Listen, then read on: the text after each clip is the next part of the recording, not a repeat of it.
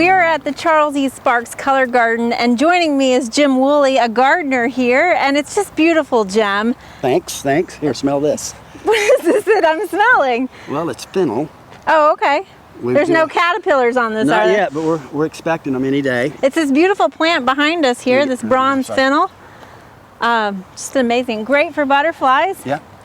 And you have a lot of plants here in what you call your Oklahoma knot garden. This is my idea of an oaky knot garden.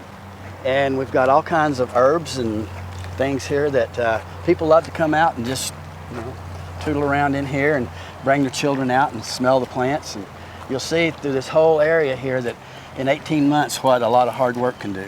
Yeah, for a garden in June, having this much color in Oklahoma, it's just really amazing. There's a lot of natives that you have here, a lot of pollinator plants. This garden originally was the rose garden, correct? Originally was. We had to take out the roses because of a disease that just, devastated it, and people had they wanted to know where the roses were, but I think they're coming around to liking this as well because of all the pretty color, and it's really offered something to the community. Like I say, 18 months ago, none of this was here. And nothing that you see here could have been done without volunteers. Who all helps with this? I mean, this is a lot of work. Master Gardeners has saved our bacon, like really big time. These people are so phenomenal. They come 3 times a month, and they clocked about 2,000 hours last year. Wow. of volunteer time. Like I say, we couldn't do it without them. And then we have other volunteers. We have people that just come in and say, hey, you got something I can do? Mm-hmm. And sure, let's go pull weeds. So they help maintain the beauty of this garden, keep it clean, keep it deadheaded, right. A lot of the weed pulling and that sort of stuff. How does the design come about? You have a lot of color, but you have these kind of punctuations of this burgundy throughout the garden. Well, one thing we learned from a previous place where we worked, that having a color palette was very important. Mm-hmm. And so that's why that we get together, all the gardeners get together, and they all have some input in it. And then there's the guys of us that work here for the city, and we start getting stuff early in the in the winter time, and we grow it in the greenhouses. We get plugs that are about like this Buddleia was like this big. About so you've grown most of these out. Most everything except for the shrubs. Okay. And but the flowers, the zinnias and things, we take seeds in the fall. The celosia, people gives us seed, we gather seed and do our own growing and stuff. So we've got, the city has made a way for us to get our greenhouses up to a really cool standard, and so we can do a lot of on our own. Now, do you do education programs out here as well? We have education programs. We have container gardening classes. We have floral design classes on the Thursday night, the third Thursday night in every month. We have a floral design class for people at 7 o'clock for people who can't get here during the daytime. And then on weekends we have fairy garden classes and just all kind of gardening stuff that we do here. So what's your favorite plant out here in all of these plants?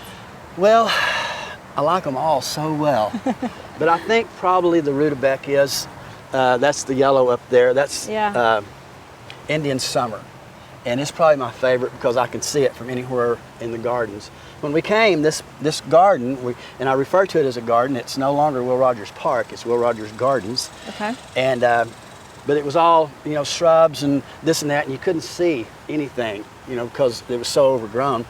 So we were permitted to lift everything up and take a bunch of stuff out where, as you can look, you can just see almost plumb to Portland now and plumb to the interstate. And you can also hear the interstate. This is some of our resident geese, if anybody would like. They're only pulling the weeds out of the Bermuda grass, right? Yeah, I hope. But they're fun. Well, it's absolutely beautiful here. This is obviously open to the public to come and enjoy, and I would encourage the public to get out here and take advantage of this beautiful park. It's amazing the work that you guys are doing here, and we're so glad to showcase it and share it with our viewers. I'm certainly glad you came, and it's fun. I was going to retire this year, and I've decided I'm just going to stick around. It's a great office to work in. It is, and it's fun. We have great people that work here. We probably have one of the best gardening teams anywhere around. And then with the Master Gardener program helping us, and then the volunteers that come in, it makes it all click.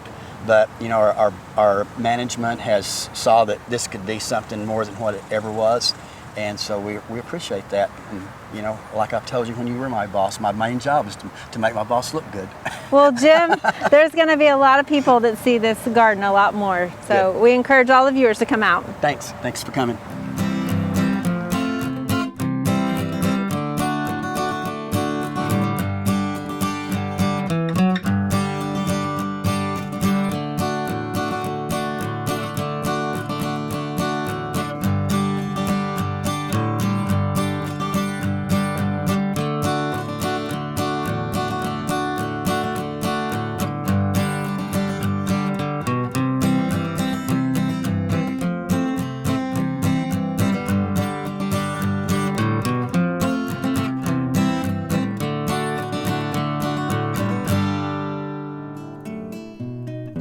We hope you enjoyed this video. It's part of our Oklahoma Gardening YouTube channel.